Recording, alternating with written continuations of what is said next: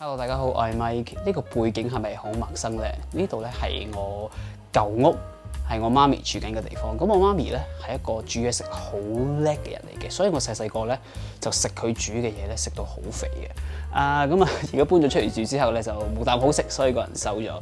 今集咧就想同大家介紹下我媽嘅玩具，因為係幾得意嘅。好啦，我媽嘅天地就喺呢一度啦。好啦，帶大家睇下佢嘅廚具先，係相當之驚人嘅，非常之熱衷買一啲新嘅廚具。哇，喺個上緊嚟，我會遮住佢個樣嘅。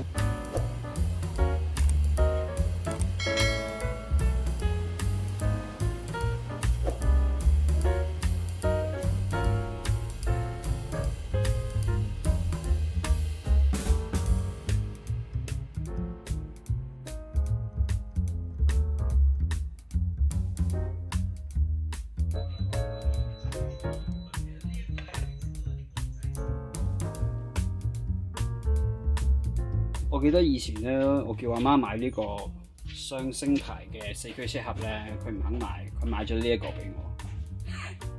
呢個梗係唔得啦，呢個。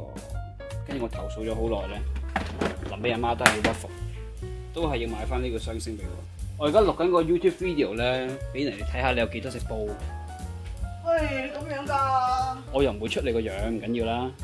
咁啊，帶大家睇下佢啲玩具啦。喂，阿媽，呢個係咩嚟㗎？呢個係叫做氣炸鍋啦，咁下邊呢一部咧？呢個啊，嗰啲煎餃子嘅鍋。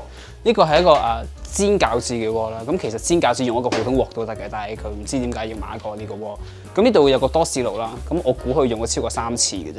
佢應該係呢個炸爐嚟㗎。哦，sorry，呢個係一個炸爐嚟嘅。其實攞個煲開火咧都可以炸嘅。咁呢個應該都擺咗好耐冇用㗎啦。咁呢度呢個又係咩啊？呢個？呢個兩邊煎嘅嘢。用嚟做啲咩㗎？你煎隻雞唔使反嚟反去㗎嘛，左邊右邊咯。咁呢個都有少少風塵，應該都冇用好耐㗎啦。呢度有一個電煲。好啦，呢度有個電煲咧，我啱啱發現呢一度咧又有個電煲喎。咁呢個電煲咧就新式少少嘅，係有壓力嘅應該。我阿媽成日想俾咗呢部嘢我，因為佢唔係好用嘅，但係大家而家喺個歪鏡嘅情況之下咧，係感受唔到佢有幾大個嘅。對於我嚟講，佢真係好大，我就裝唔落㗎啦。咁呢度咧有一個用嚟煮一啲好大條嘅魚咧，全條魚上嘅一啲菜式就會用嘅兜。咁呢一度咧就有一個極巨型嘅蒸籠。咁呢個蒸籠好大，我估有超過32 cm 啦，我估。咁呢度有個煲啦，呢度有個煲啦，呢度有個更大嘅煲啦。咁呢度又有2個細啲嘅煲。咁呢度有個呢個應該係砂鍋嚟嘅，我估。唔係喎，唔知咩質料嚟嘅，應該係啲金屬嘢嚟嘅。咁呢個就好有趣啦，係一個戒咗好多間嘅一個鑊啊！呢啲位應該都好難洗嘅，如果啲油卡咗喺呢個位，應該都會幾難洗嘅。咁同大家介紹過呢個好大嘅蒸籠啦，咁應該係新年用嚟蒸蘿蔔糕啦、芋頭糕啦，同埋整粽嘅時候會用嘅。咁但係我阿媽而家應該就唔用佢噶啦，就係用呢一個佢最新嘅玩具。就係一個 W 字頭牌子嘅蒸焗爐啊！咁呢個蒸焗爐咧，大家應該係感受唔到佢有幾大個嘅，超大！我上次翻嚟第一眼見到係有少少嚇親嘅，我隻手喺度，咁真係好方便嘅。如果我出邊有空間，我都想要一個。咁除咗可以蒸嘢，仲可以焗嘢啦。咁如果要焗啲細少少嘅嘢咧，就可以嚟到呢一個啦。一個細少少嘅焗爐。咦，我又見到有啲新玩具我未見過。呢個應該係一個飯煲。咦，上次都好似冇見過嘅喎。又買新嘢。一個冰櫃。其實喺呢個時勢咧，有個冰櫃真係好好嘅，可以有空間擠得落個冰櫃。好可惜我冇呢個空間。呢度又有個用嚟打邊爐嘅嘢。好啦，到呢一邊啦，有無數咁多嘅細鑊，呢個好似叫雪鍋係咪啊？如果我冇講錯個名嘅話，呢度又有2個功能應該係相同嘅嘢，係類似光波爐嘅嘢。咁呢個就可能係一個炸嘅效果多啲，類似係焗炸嘅效果非常之難洗，所以都係用過幾次之後咧就擺咗入冷宮。咁呢一個咧就係烤肉嘅。food processor 啦，呢一個係我覺得大家喺屋企都要買一個嘅，因為用嚟打蒜頭啊，整一啲要切碎嘅嘢咧，佢係方便好多嘅。其實我拍呢條片咧，本來係想揾一啲我以前細個儲嘅嘢嘅，但係唔知俾佢擠晒去邊。我想問我以前嗰啲拳王嗰啲漫畫咧，喺晒頂啊！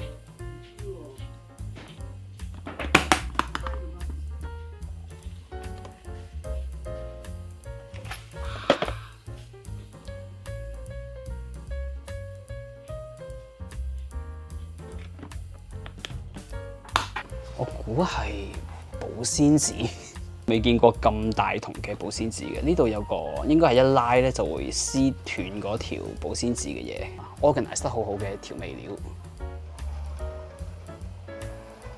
係咪好誇張啊？但係我可以理解我阿媽嘅心情嘅。我阿媽咧其實都係成日擔心我冇得食，食得唔好，佢先至買咁多呢啲沙煲罌罉嘅。其實都係想煮俾我食嘅啫。阿媽真係好好嘅，其實。係啦，我完全揾唔到我以前喺度住嘅一啲痕跡，唔知點解而家變咗我阿媽嘅遊樂場啊！呢個又係好神奇嚟㗎。頭先淨係顧住睇呢一個四驅車後，你睇呢個 Ice Master 呢個點解要存在嘅咧？喺曬藥曬嘅，你睇下嗰啲架撐魚咩？曬鹹魚啊！曬鹹魚喎，我哋。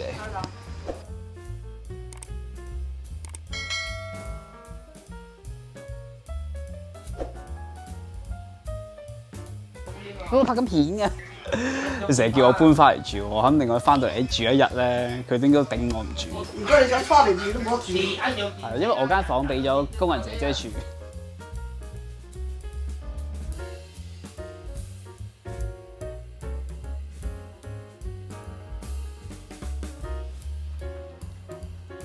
我一家要早啲瞓覺，我頂唔順真係。係咪唔夠腍啊？而家淨係係咁㗎？好硬啊，花魚！哎呀，係有啲硬啊！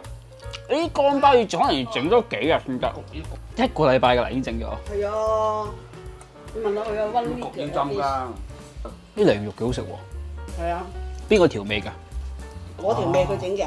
？It's very delicious。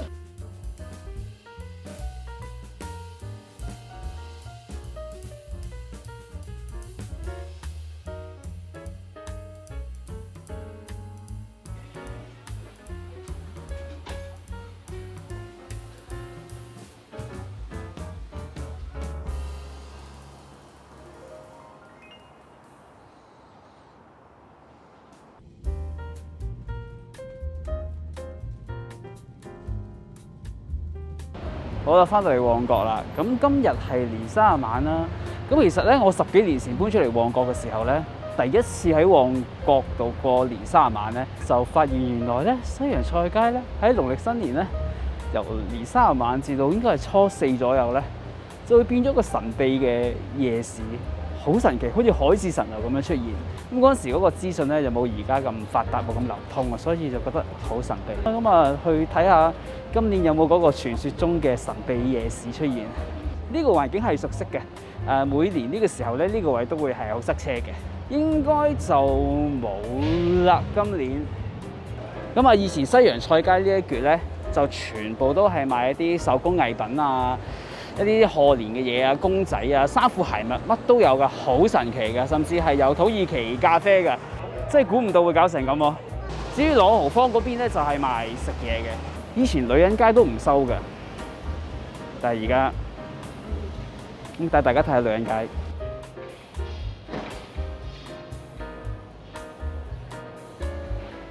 好啦，點都好啦，咁啊，祝大家新年快樂啦，事事如意啦，揾多啲錢啦，平平安安啦。